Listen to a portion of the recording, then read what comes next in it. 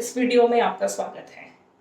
आज हम ब्रिटिश प्रधानमंत्री का पद, उसका महत्व तथा उसके अधिकार और शक्तियों का अध्ययन करेंगे। ब्रिटिश प्रधानमंत्री के बारे में बहुत सारे विद्वानों की अलग अलग राय है। हम जानते हैं कि ब्रिटेन में संसदात्मक शासन व्यवस्था है और संसदात्मक शासन में कार्यपालिका के वास्तविक अध्यक्ष के रूप में प्रधानमंत्री की बहुत ही महत्वपूर्ण स्थिति है। लॉर्ड मार्ले ने उसकी स्थिति की चर्चा करते हुए ये कहा है कि वह समानों में प्रथम है, प्राइमस इंटर पेयर्स। किंतु रैमज़े ने उसकी स्थिति के बारे में उल्लेख करते हुए कहा है कि वह वास्तव में अधिनायक जैसी स्थिति में है और उसकी शक्तियां अत्यंत महान हैं। लास्की ने इन दोनों के बीच के मत का प्रतिपादन करते हुए कहा है कि प्रधानमंत्री न तो समानों में प्रथम जैसी स्थिति में है और न ही वह अधिनायक जैसी स्थिति में है, वरन एक मध्यम मार्गीय दृष्टिकोण अपनाते हुए लास्की ये कहता है कि प्रधानमंत्री की स्थिति इन दोनों के बीच में कहीं स्थित है। यदि प्रधानमंत्री पद के विकास की या इसके प्रारंभ की चर्चा की जाए तो हमें ब्रिटेन के संविधान के विकास के समय हमने ये देख लिया था कि हैनोवर काल, जो कि 1714 में प्रारंभ होता है, हैनोवर कालीन जो राजा थे, जॉर्ज राजा, वो विदेशी राजा थे। उनको अंग्रेजी राजनीति में कोई रुचि नहीं थी, अंग्रेजी भाषा वो नहीं जानते थे और इस कारण वे मंत्रिमंडल की बैठकों की अध्यक्षता करने में भी कोई रुचि नहीं लेते थे। भाषा की अनभिज्ञता और राजनीति के मुख्य मुद्दों की अनभिज्ञता, इन दोनों ही कारणों से राजा ने एक अपने मंत्रिमंडल में से ही एक व्यक्ति को यह अधिकार दे दिया कि वह मंत्रिमंडल की बैठकों की राजा के स्थान पर अध्यक्षता करेगा और मंत्रिमंडल में जो भी निर्णय लिए गए उनके बारे में राजा को सूचित करेगा। इस प्रकार के ये जो दायित्व, मंत्रिमंडल की बैठकों की अध्यक्षता करने का जो दायित्व उस मंत्री पर आया, वही मंत्री कालांतर में प्रधानमंत्री बना और रॉबर्ट वॉलपोल जो है वो प्रथम प्रधानमंत्री बन गए। कानूनी दृष्टिकोण से यदि बात करें तो इस पद का उल्लेख 1937 के मिनिस्टर्स ऑफ क्राउन एक्ट में स्पष्ट रूप से मिलता है और इस उल्लेख के बाद प्रधानमंत्री को, यद्यपि प्रधानमंत्री के नाम से वेतन नहीं मिलता, किंतु प्रथम लॉर्ड की हैसियत से वह राजकोष से वेतन प्राप्त करता है। सवाल यह है कि प्रधानमंत्री आखिर बनता कौन है? इसके बारे में एक अभिसमय वहां पर प्रचलित है और इस अभिसमय के अनुसार कॉमन सभा के प्रत्येक महानिर्वाचन के पश्चात जो व्यक्ति बहुमत दल का जो नेता होता है और जिस भी राजनीतिक दल को बहुमत मिलता है, उस बहुमत दल के नेता को राजा प्रधानमंत्री बनने के लिए आमंत्रित करता है। इस प्रकार यह अभिसमय सामान्य परिस्थितियों में चलता रहता है और राजा किसी भी प्रकार से विवेक से काम नहीं लेता, किंतु कुछ असामान्य परिस्थितियों में राजा को प्रधानमंत्री की नियुक्ति के संदर्भ में स्वविवेक से काम करना पड़ता है। राजा उन परिस्थितियों में अपने स्वविवेक का प्रयोग कर सकता है जब आम चुनाव के पश्चात किसी भी राजनीतिक दल को कोई सदन में बहुमत नहीं मिला है।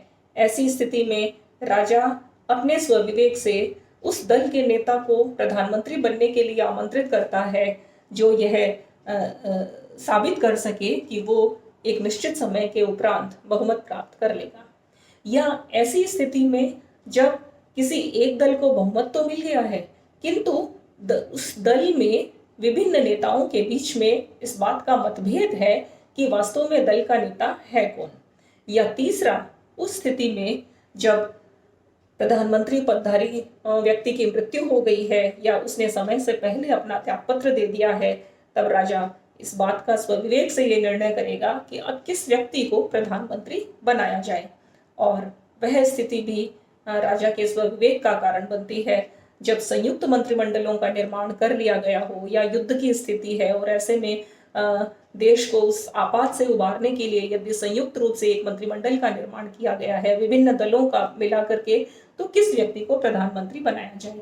इस प्रकार सामान्य परिस्थिति में राजा अभिसमयों का पालन करता है, किंतु असामान्य परिस्थिति में उसके पास स्वविवेक की पर्याप्त गुंजाइश है। यदि इतिहास पर यदि हम नजर डालें तो 20वीं शताब्दी में 1916 में सम्राट ने लॉर्ड जॉर्ज को इसी तरह से अपने स्वविवेक से प्रधानमंत्री बनाया था। इसी प्रकार 1931 में मैकडोनल्ड को सम्राट ने प्रधानमंत्री बनने के लिए आमंत्रित किया और उनके लिए सदन में बहुमत प्राप्ति के प्रयास भी किए। राजा की इस प्रकार की जो सक्रियता है उसे लास्की ने उस समय राजमहल की क्रांति का नाम दिया था।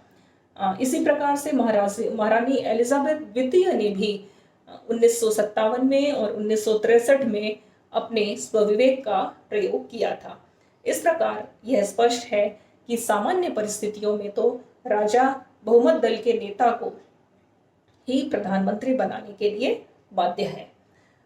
यदि प्रधानमंत्री पदधारी की योग्यता की यदि चर्चा करें तो क्योंकि यह व्यक्ति कोई निश्चित कानूनी आधार पर नहीं बनता है, इसलिए इसकी योग्यता के बारे में भी कोई निश्चित उल्लेख नहीं है। किंतु लास्की ने इस व्यक्ति की महत्वपूर्ण जिम्मेदारियों को देखते हुए यह बताया है कि प्रधानमंत्री उसी व्यक्ति को बनना चाहिए जो कुशल वक्ता हो, जिसको देश की राजनीति का और अंतर्राष्ट्रीय राजनीति का भली प्रकार ज्ञान हो, जो अपने सहयोगियों को नियंत्रित करने की स्थिति में हो, जिसमें अपने और पराये को पहचानने का या नीरक्षीर विवेक हो।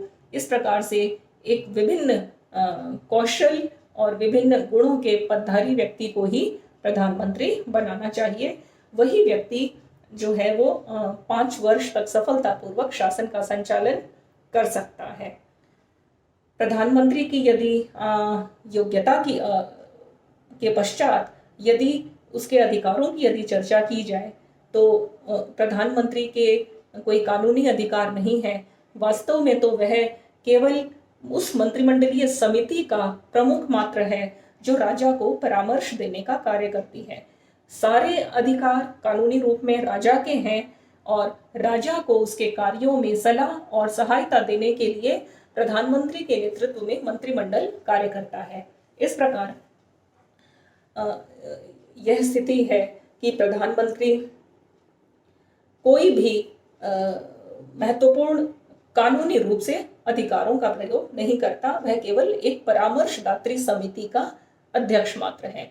किंतु व्यवहार में देखा जाए तो प्रधानमंत्री के जो कार्य हैं वो अत्यंत महान हैं और व्यवहार में उसके कार्यों को देखते हुए यह कहा जाता है कि कई बार वह अमेरिका के राष्ट्रपति से भी अधिक शक्तियों और अधिकारों का प्रयोग व्यवहार में करता है। अमेरिका के राष्ट्रपति के विपरीत वह यह समय से पहले ही बता सकता है कि इस संधि पर संसद का समर्थन मिल पाएगा या नहीं, इस संधि पर हस्ताक्षर हो पाएंगे या नहीं, या यह कार्य होगा या नहीं। ऐसा पूर्व कथन अमेरिका का राष्ट्रपति भी नहीं कर सकता, किंतु ब्रिटेन का प्रधानमंत्री ऐसा पूर्व कथन पूरे विश्वास के साथ कर सकता है। इस प्रकार व्यवहार में उसकी शक्तियां अत्यंत महान हैं। उनका यदि जिक्र करें तो सबसे पहली बात तो ये है कि वह सम्राट का परामर्शदाता है। सम्राट को प्रत्येक मामले में परामर्श देना, सम्राट की जितनी भी कानूनी शक्तियां हैं उन कानूनी शक्तियों का के बारे में प्रधानमंत्री ही सम्राट को परामर्श देता है और सम्राट के लिए अभिसमयात्मक रूप से ये आवश्यक है कि वो उस परामर्श को मानने से इनकार नहीं कर सकता। यह संसदात्मक शासन का एक महत्वपूर्ण लक्षण है। इसलिए व्यवहार में जो भी शक्तियां सम्राट की हैं, वस्तुतः उनका वास्तविक उपभोग प्रधानमंत्री के नेतृत्व में मंत्रिमंडल ही करता है। दूसरा, प्रधानमंत्री मंत्रिमंडल का अध्यक्ष होता है। वह मंत्रिमंडल की बैठकों की अध्यक्षता करता है, मंत्रिमंडल के विभिन्न निर्णयों में अंतिम स्थिति निर्णायक स्थिति में होता है। वह मंत्रिमंडल का निर्माण करता है। अपने नियुक्ति के पश्चात वह राजा को मंत्रिमंडलीय सहयोगियों की सूची प्रस्तुत करता है और उसमें पूरी तरह से प्रधानमंत्री का स्वविवेक कार्य करता है कि वह किसे अपने मंत्रिमंडल में रखेगा और किसे नहीं रखेगा। यद्यपि इसके बारे में कुछ अभिसमय जरूर हैं, जैसे कि उसे विभिन्न क्षेत्रों का प्रतिनिधित्व करने वाले लोगों को अपनी मंत्रिमंडल में सम्मिलित करना चाहिए, विभिन्न जातीय समुदायों का प्रतिनिधित्व हो उसको यह ध्यान में रखना चाहिए। इस प्रकार विभिन्न प्रतिनिधित्व का ध्यान रखते हुए वह अपने मंत्रिमंडलीय सहयोगियों को स्वविवेक से चुनता है। मंत्रिमंडल का अंत प्रधानमंत्री के निर्णय से होता है। यदि प्रधानमंत्री और किसी अन्य मंत्री में यदि मतभेद हो जाता है तो उस व्यक्ति को अपने पद से त्यागपत्र देना पड़ता है, और यदि प्रधानमंत्री अपने मंत्रिमंडल से त्यागपत्र नहीं दिलवा सकता तो वह स्वयं त्यागपत्र देकर के प्रधानमंत्री मंत्रिमंडल के जीवन का भी अंत कर सकता है। यदि संसद के संदर्भ में अगर उसकी शक्तियों का विवेचन करें तो वह कॉमन सभा का या लोक सदन का नेता होता है और उस हैसियत से वह संपूर्ण लोक सदन की कार्यवाहियों पर नियंत्रण रखता है। उसी के मंत्रिमंडल के साथ मिलकर के उसी के निर्णय के अनुसार लोकसभा के सत्र प्रारंभ होते हैं, उनका सत्रावसान होता है, उनको विघटित किया जा सकता है। प्रधानमंत्री ही व्यवस्थापन के क्षेत्र में महत्वपूर्ण पहल करता है और उसी के नेतृत्व में सदन का अधिकांश कानून निर्माण का कार्य, यहाँ तक कि लगभग 95% कानून निर्माण का जो कार्य है वो प्रधानमंत्री के नेतृत्व में ही संपन्न होता है। लॉर्ड सभा की जहां तक बात करें तो वही राजा को पियर के निर्माण का परामर्श देकर के लॉर्ड सभा के निर्माण में भी अपनी महत्वपूर्ण स्थिति का परिचय देता है। यदि देश के सामने यदि देश के नेतृत्व की बात करें तो प्रधानमंत्री ही देश का नेतृत्व करता है। विभिन्न देशों के समुदायों में वे सभी देश ब्रिटेन के प्रधानमंत्री की तरफ ही देखते हैं जब ब्रिटेन की बात आती है। देश के भीतर भी जनता अपने नेता के रूप में प्रधानमंत्री को ही स्वीकार करती है, और जब आम चुनाव होते हैं तो अब व्यवहार में यह स्थिति है कि आम चुनाव वास्तव में प्रधानमंत्री का ही चुनाव बन गया है। यदि दलीय स्थिति में देखें तो प्रधानमंत्री अपने दल का भी नेता होता है, और यह बात अनुदार दल के बारे में तो अक्षरशः सत्य है। अनुदार दल का नेता वास्तव में स्वयं अनुदार दल ही मानो होता है, क्योंकि दलीय नीतियों का निर्धारण करना, उनको अंतिम रूप देना, और यदि दल की सरकार बन गई है तो उससे क्रियान्वित करवाना, उसे पारित करना, इस प्रकार संपूर्ण नीति का चुंबक अपने दल के भीतर भी और सरकार के नेता के रूप में भी और सदन के नेता के रूप में भी प्रधानमंत्री होता है। यदि संकट काल की चर्चा की जाए तो संकट काल में उसकी शक्तियां कई गुना बढ़ जाती हैं। ब्रिटेन की संसद का यदि कोई सत्र नहीं चल रहा है और यदि संकट का मुकाबला करना है तो प्रधानमंत्री के पास असीमित शक्तियां आ जाती हैं। वो संकट का मुकाबला करने के लिए किसी भी स्थिति तक जा सकता है। इस प्रकार यदि संपूर्ण विवेचन का यदि निष्कर्ष देखें तो हम ये कह सकते हैं कि यद्यपि प्रधानमंत्री की शक्तियों का कोई भी कानूनी आधार तो नहीं है, किंतु व्यवहार में वह सम्राट के परामर्शदाता के रूप में वह इतनी अधिक शक्तियों का प्रयोग कर लेता है कि वह अधिनायक जैसी स्थिति में आ गया प्रतीत होता है। किंतु प्रश्न यह उठता है कि क्या वह वास्तव में अधिनायक है? इस प्रश्न का उत्तर देने के लिए हमें फिर से ब्रिटेन की कुछ परिस्थितियों पर विचार करना पड़ेगा। वास्तव में ब्रिटेन का जो जनमत है वो अत्यंत सचेत और जागरूक जनमत है, शिक्षित जनमत है। प्रत्येक 5 वर्ष के पश्चात निश्चित रूप से आम चुनाव होते हैं, और उन आम चुनावों में यदि दल को बहुमत नहीं मिलता है तो प्रधानमंत्री का जो व्यक्तित्व है वो कुछ भी नहीं कर सकता। प्रधानमंत्री की शक्तियां जनमत के सामने नतमस्तक हो जाती हैं। इसी प्रकार कानूनी दृष्टिकोण से देखें तब भी उसकी शक्तियां मौलिक नहीं हैं, वह केवल सम्राट के परामर्शदाता के रूप में ही अपनी शक्तियों का वास्तविक प्रयोग करता है। ब्रिटेन में व्यक्ति पूजा जैसी स्थिति भी नहीं है। ब्रिटेन में जनता केवल सम्राट की व्यक्ति पूजा करती है, किंतु अन्य व्यक्ति उसके लिए केवल विभिन्न पदों पर आने वाले उम्मीदवारों की तरह है, और प्रधानमंत्री भी इस चीज का अपवाद नहीं है। और इसके अलावा स्वयं उसके मंत्रिमंडलीय सहयोगी और उसके दल के जो महत्वपूर्ण कद्दावर नेता हैं, वो भी प्रधानमंत्री को समय समय पर अपने व्यक्तित्व से और अपने कार्यों से उसको प्रधानमंत्री को अधिनायक बनने से रोकते हैं। तो इस प्रकार से यह रेम्ज़ेम्योर का यह कहना कि ब्रिटेन का प्रधानमंत्री अधिनायक जैसी स्थिति में आ गया है, यद्यपि यह बात पूरी तरह ठीक नहीं है, किंतु फिर भी उसकी महत्वपूर्ण स्थिति जो है वो उसे अन्य मंत्रियों से और देश के किसी भी अन्य नेता से अधिक शक्तिशाली बनाती है।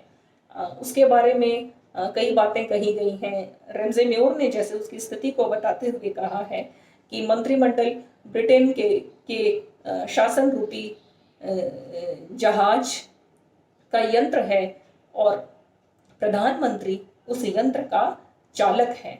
इसी प्रकार से यह कहा गया है कि प्रधानमंत्री की स्थिति जो है वो नक्षत्रों में चंद्रमा की जैसी है।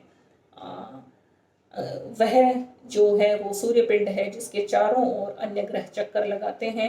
इस प्रकार की अनेकानेक महत्वपूर्ण उक्तियां यह सिद्ध करती हैं कि ब्रिटेन के शासन संचालन में प्रधानमंत्री की स्थिति अत्यंत महत्वपूर्ण है और इसे इसी रूप में देखा जाना चाहिए।